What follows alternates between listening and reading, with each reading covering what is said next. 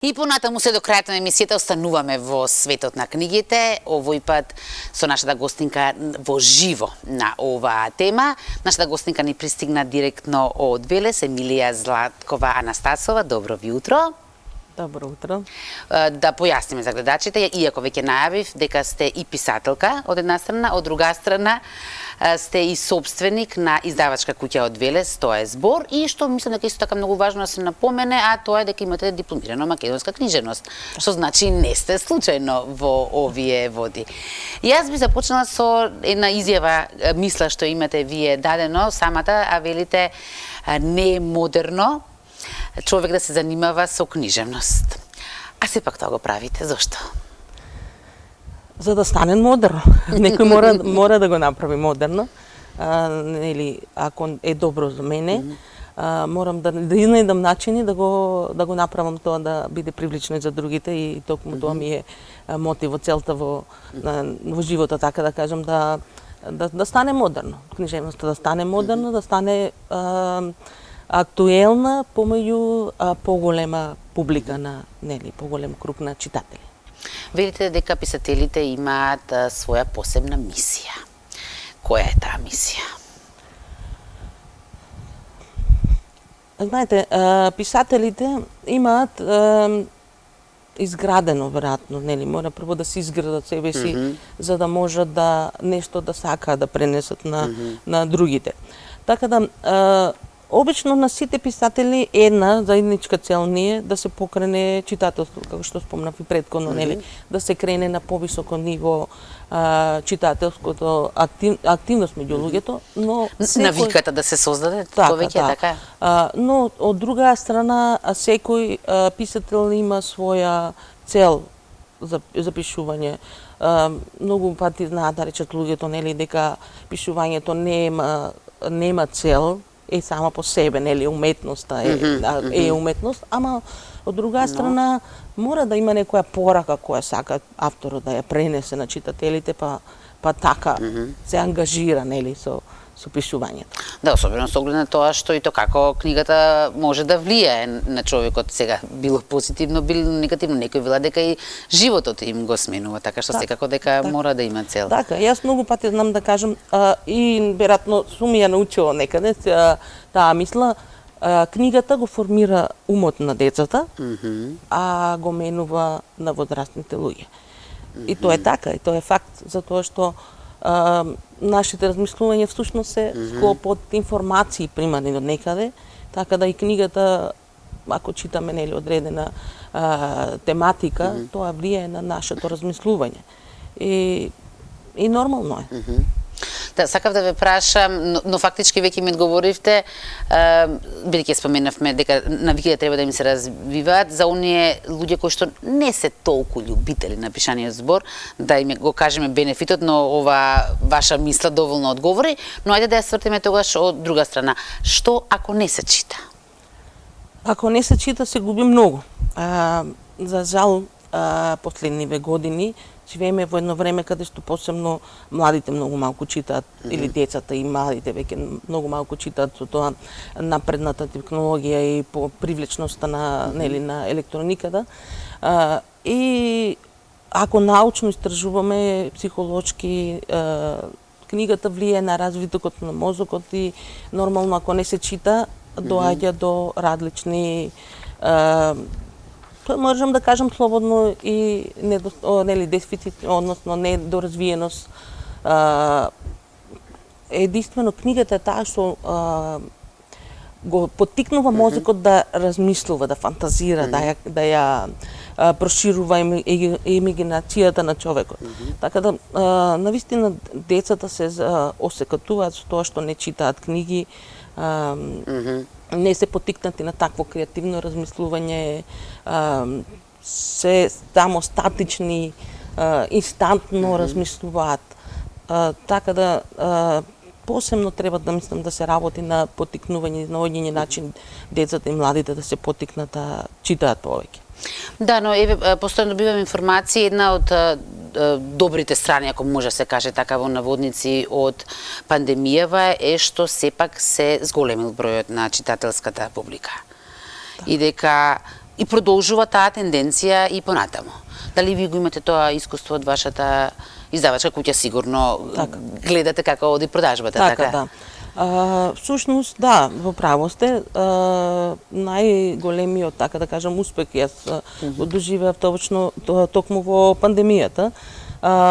Јас имав една подолга пауза од не пишување на него, не објавување на книги и токму во времето на пандемија кога бевме ограничени со многу активности кои претходно сакавме да ги правиме, јас повеќе се посветив на пишување и на објавување книги и се чита, многу се чита. И да, влијаеше позитивно на зголемување на читањето, нели, на читателската навика за време на пандемијата, но за жал малку се намали кога завршија рестрикциите и нели ограничувањето, така да луѓето почнаа да се враќаат во некоја си нормала, така да кажеме, на нечитање, намалување на читање. Што значи повторно ќе преовлада оној изговор немање доволно време, така што беше претходно. Ајде да видиме што се случуваше со вас за време на пандемијата. Точно ли е дека имате издадено 6 своји авторски дела за време на пандемијата? Да не се 8. Да не се 8. Јас така прочитав во едно интервју. Да. Или ајде да речеме колку имате напишано за време на пандемијата. За време на пандемијата, да, точно 6. Ако речеме дека веќе не е пандемија, уште 2 издеха после тоа. Значи за време кога бевме затворени, така да кажеме. Тоа се подразбираме обично под пандемијата, нели? Така, да, точно 6 книги објавив во тој период. Дел од тие книги беа веќе напишани многу одамна, стоеа необјавени. Дел се напиша во тој период и многу сум задоволна од тоа како читателите нели ги прифатија книгите и како ги. И тоа ми всушност даде поттик да станам малку поактивна во објавување на книги. Како го доживате тој момент? Тоа секогаш ми било интересно кај некој писател кога оној момент кога одлучува ова е крај на книгата, затоа што сигурно има постојано корекции, пиши, бриши предходно. Како си велите ова е веќе крај и сега ќе им го предадете вашето дело на публиката, веќе ќе е во туѓи раце. Ќе го читаат туѓи очи и ќе го резонираат туѓи умови, така? Така. Ова, сега што го спомнавте, посебно го имав со последнивите 2 книги, ги имав напишано, ама не ми беше тоа за да одат да печатам за објавување. Завршена. А што не беше тоа? Ама нешто ми не достигаше. Да се дефинира. Ја прочитав, ги менував нели некои стилистички, ама ми не достигаше нешто, некој дел, нешто. И никако не се решавав да ги дадам, нели во процес на објавување, се додека не дојде тоа. Имаше стварно некои делчиња кои отпосле ги вметнав од самата прикадна на некој начин и знаев тоа завршена е книгата подготвена за објавување. Ајде да започнеме сега, убаво да запознаеме публиката, хронолошки од првото ваше дело, 10 имате издадено книги до сега, колку што разбрав, од средношколски денови веќе имате напишано првата книга, така? Да. Но долго време ја чекала светлината на денот, така да излезе. Не, тогаш е објавена, уште кога бев средно училиште, првата книга е објавена на некои 18 така нешто години, Волшебното синџерче, тоа е така роман за деца и млади, од дете, нели, дете сум била практично кога сум ја пишувала.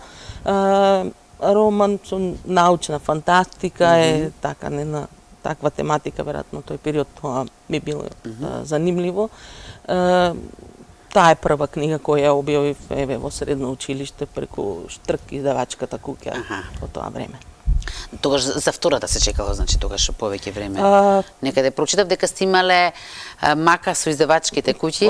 Всушност третата долго чекаше за објавување, втората е Нов ден, нова песна, поезија, таа ја објавив додека студирав нели, книжевност. Значи многу брзо, после 3-4 години така нешто. Додека Близнаци романот стоеше 20 години напишан, ама не објавен. Го имав неколку контакти со издавачи, Првите реакции беа Комплетно завршен? комплетно. Да. Всушност, интересно е со овој роман, е пишуван во 3 периоди. Првиот период е пишуван веднаш по објавувањето на првата книга, значи многу млада кога сум била.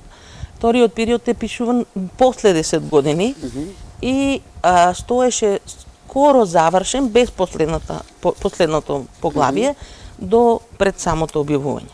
Практично 20 години и многу читатели кои го читат, го забележуваат, ја забележуваат таа промена, таа разлика и всушност многу пати знам да кажам, јас со близнати порастав всушност и се гледа тоа мое менување и во размислувањето и во начинот на пишувањето. Тоа забележување во позитивен или во негативен Во контекст? позитивна, да, во позитивна, во смисол се гледа начинот на размислување, како ти се менува, всушност си се внел онака лично во себе си, не лично како живот, но приказна, ама во начинот на пишување се гледа тоа, нели, кој си ти, како размислуваш и како си се менувал во стилот на пишување и така натаму. После Близнаци што следуваше? После Близнаци ја објавив книгата Детето во снегот, збирка раскази посветена на децата со аутизам, која е најлична, морам, нели, да кажам, книга. Ако другите се фикција, измислени приказни, тука се на вистините случаи за дечиња со аутизам. Односно лично искуство, така? Да, лично, но има и случаи на други дечиња кои ги имам слушнато од родители. Од нивните родители, ама се реални случаи, некои се психолошки, како Детето во снегот, првиот расказ е психолошки расказ во кој се зборува за прифаќањето на диагнозата аутизам и соочувањето со тоа и како тој пат се изодува додека се доаѓа до прифаќање на тој проблем кој дошол во вашиот живот. Колку ви беше тешко да пишувате токму на оваа тема? Тешко или пак напротив олеснување можеби? Па не чувствував некоја си тежина.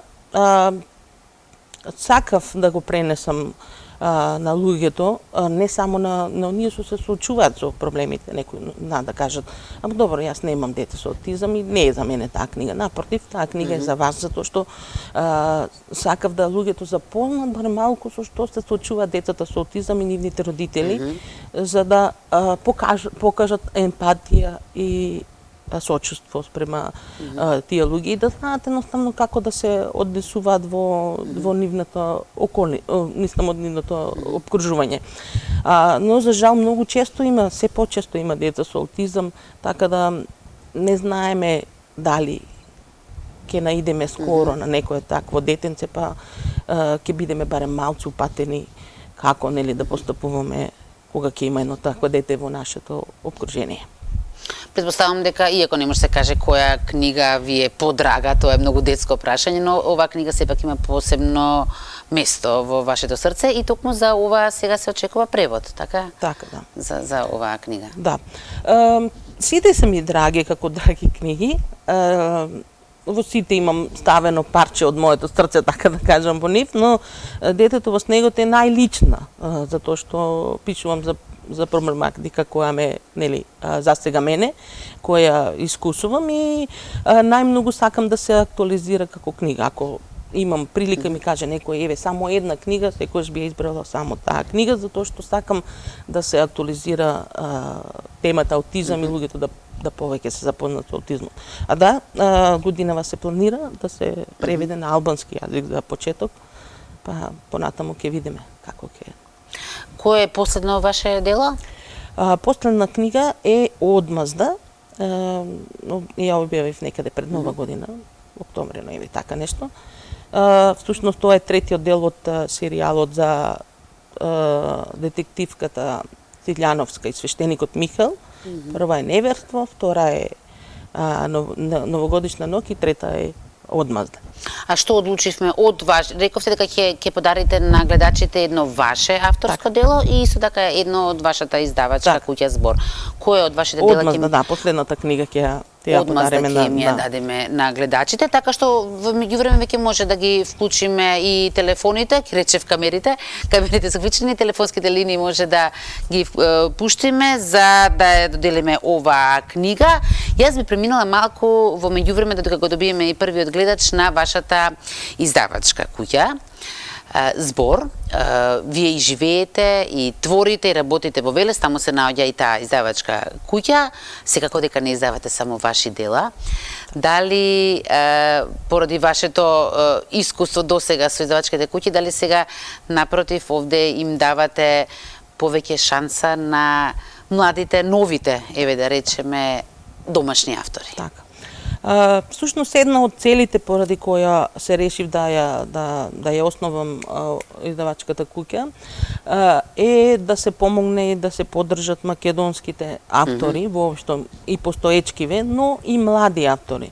Затоа што е многу тешко, да речам добро е во последниве години се промени кај други издавачи повеќе да даваат шанса на нови, но за жал многу малку се дава на македонски автори шанса и една од целите ни е поддршка на млади и македонски автори кои верувам некаде стоат таму сокриени како дијамантчиња кои чекаат да бидат избрусени за да ја покажат нивната светлина на публиката.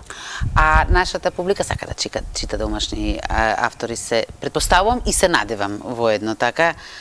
Да, во последниве години, да, тоа ме радува, тоа почна повеќе да читат македонски автори и да, задоволни сме, мислам, тоа како се читаат нашите автори кои ги имаме веќе во збор. Го имаме веќе и гледачот или гледачката пак на линија. Добро утро, повелете. Добро утро, Искра. Добро ви утро. Еве го подарочето. Тебе, Душо, поздрав до гостинката и баш ми е чест што ве добив, се јавува Сузана. Мило ми е, Сузана. Вие имате многу среќа со нашите награди и подароци, така? Јас многу сакам да читам. Одлично. Така што си знаете вашата редовна процедура, дали сакате нашата гостинка да ви ја потпише книгата? Може. Може, за Сузана, така? Секако. За ваше име. Нема проблем. Дали имате и некое прашање, може би, или да се обратите на нашата гостинка? Па, прашање немам. Супер, баш убаво, мислам, преубава професија. Само нека си продолжи, нека си пишува, ние да читаме и тоа е тоа.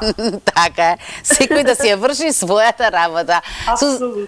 Сузана, многу ви благодарам на вашето јавување. Еве книгата ќе биде потпишана веднаш по емисијата и уште денес, ако сакате, можете секако да ја подигнете. Да, веќе имаме друг гледач, но пред да го вклучиме гледачот, ќе го замолам на почека за да видиме што е тоа што Емилија одвоила денес за него. Тоа рековме од другите автори. Сега така?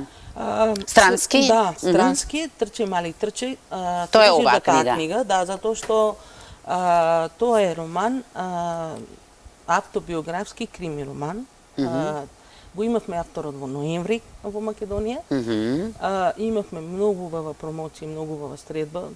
Точно требаше да имаме една вечер, ама имавме таква најава, тоа моравме две да имаме. И му се останало на гостинот, тука му се останувало, а убаво му било. Секако беше планирано тој да престојува, ама имавме посетеност доста добро, што ја пријатно бев изненаден, имаше над 700 души на една од средбите. И така да на 700 луѓе мораше да потпише. Па не, на горе-долу, мора мислам обезбедувањето и агентите што само да го повлечат на одреден дел, затоа што човекот има 84 години, е прилично стар. Возрасен, не го сакаме тој. Возрасен, да. Извинувам на сите. Не постојат стари луѓе, нели? Да. Одлично, супер, мило ми е. Така, затоа решив таа книга да ја подарам на гледачите, затоа што мислам дека мислам сите се добри нели книги, ама е биографски, мислам автобиографски, значи и е крими, но мислам веќе луѓето што имаат прочитано знаат. Да, и еве бидејќи постојано преку бројки ги доживуваме нештава, еве овде вели дека се продадени над 12 милиони копии веќе од оваа книга. По книгама, така да верувам дека ќе ужива тој што ќе доби. Одлично, да видиме кој е тој или таа што ќе ужива во оваа книга. Добро утро, повелете. Ало. Ало, добро утро. Ве мама се јавувам во врска со книгата. Да. Меѓутоа, сакам пред да ве поздравам вас и вашата гостинка.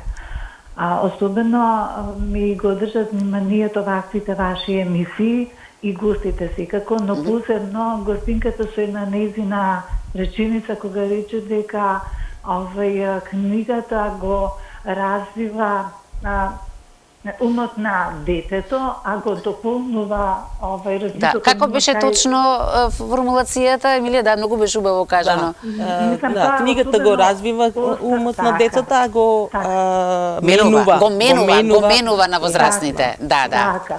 Мислам, навистина со голема тежина зад таа реченица, да речеме од 3 збора или 4, меѓутоа навистина со тежина. И особено сакам да ја замолам гостинката ваша да, ако може да ме упати каде можам да ја купам, незината книга за аутизмот. Ако не та да ја пларим. Ме интересира таа област и само каде можам да ја купам, без оглед сега на наградата. Ценам секоја книга, нема лоши книги за читање, меѓутоа таа некако посебно ме влече. Па јас мислам дека можеме да направиме еден исклучок, иако беше наменета оваа книга, штом ви е таа желба, тогаш да ви ја подариме, односно да ви ја подари. Мислам, јас ќе ја купам, не е тоа проблем,